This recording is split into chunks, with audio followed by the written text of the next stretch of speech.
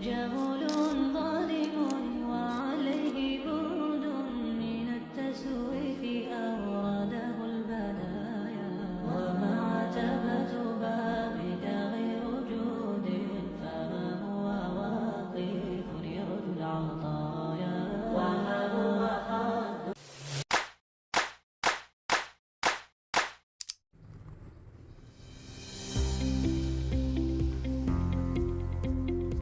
Bismillahirrahmanirrahim.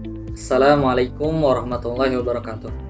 Halo teman-teman sekalian, selamat datang dalam video pembelajaran learning jurnal saya dalam mata kuliah penulisan berita dan artikel.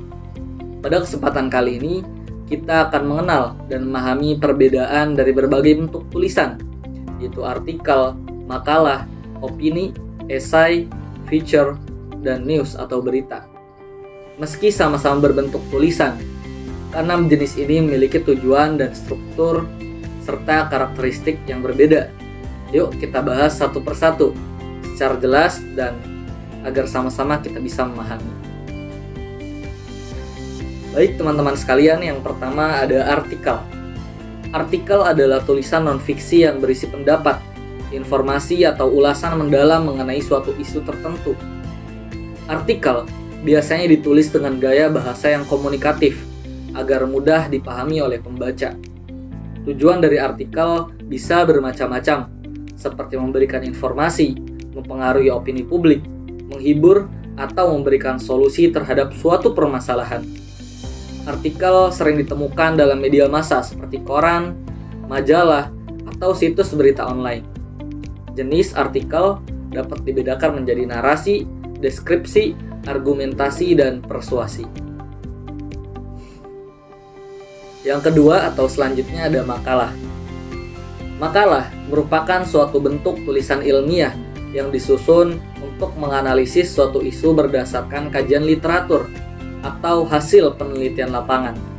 Makalah digunakan dalam konteks akademik, baik sebagai tugas kuliah, laporan penelitian, maupun materi diskusi. Ciri khas makalah adalah objektif, sistematis, dan menggunakan bahasa yang formal atau lugas.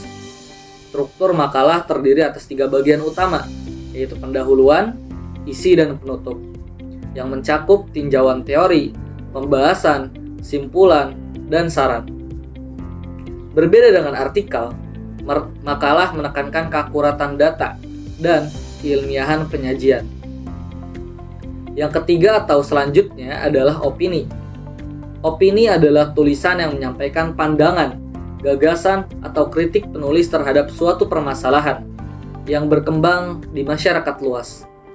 Opini bersifat subjektif, namun ditulis dengan bahasa yang logis, sopan, dan ilmiah populer agar dapat dipahami oleh masyarakat umum.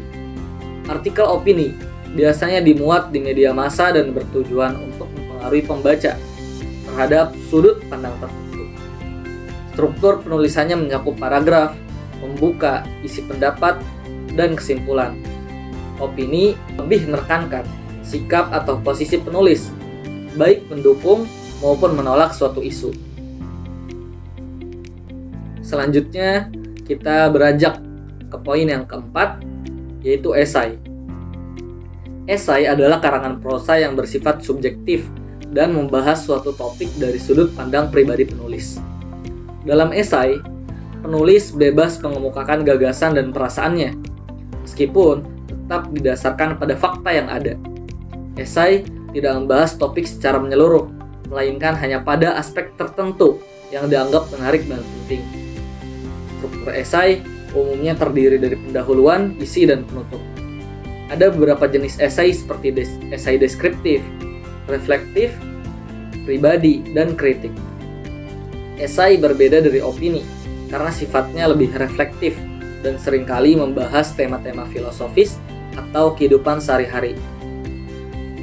Selanjutnya yang kelima adalah feature. Feature adalah tulisan jurnalistik yang menyajikan fakta dalam bentuk cerita yang menarik dan menghibur. Tidak seperti berita yang bersifat langsung dan padat, feature lebih fleksibel dan naratif.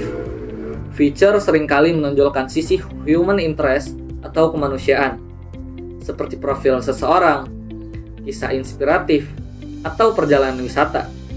Gaya penulisannya pun kreatif, ringan, dan lebih menyentuh emosi pembaca. Ciri khas Feature adalah faktual, informatif, rekreatif, dan bersifat subjektif. Feature berbeda dari berita karena lebih mementingkan penyajian cerita yang menarik ketimbang kecepatan informasi. Teman-teman sekalian, kita memasuki pada poin yang keenam, yaitu news atau berita. News atau berita adalah laporan mengenai fakta atau kejadian aktual yang disusun secara objektif dan ditujukan untuk masyarakat. Berita ditulis dengan struktur piramida terbalik, yaitu informasi paling penting disampaikan di awal, lalu diikuti oleh rincian tambahan. Bagian-bagian berita meliputi judul atau headline, tanggal atau deadline, teks berita atau lead, isi berita atau body, dan penutup atau leg. Ciri utama berita adalah objektif, faktual, dan langsung ke pokok persoalan. Berita tidak mengandung opini penulis, berbeda dengan artikel atau opini yang mengandung pandangan pribadi. Teman-teman sekalian, selanjutnya kita masuki pada poin akhir, yaitu penutup dan kesimpulan. Jadi, setiap jenis tulisan memiliki peran dan fungsi yang berbeda dalam dunia komunikasi. Artikel bersifat informatif dan fleksibel, makalah bersifat akademik dan formal, opini menyampaikan pendapat terhadap isu masyarakat. Esai bersifat reflektif dan personal, feature menghibur dan naratif, sedangkan berita bersifat faktual dan objektif.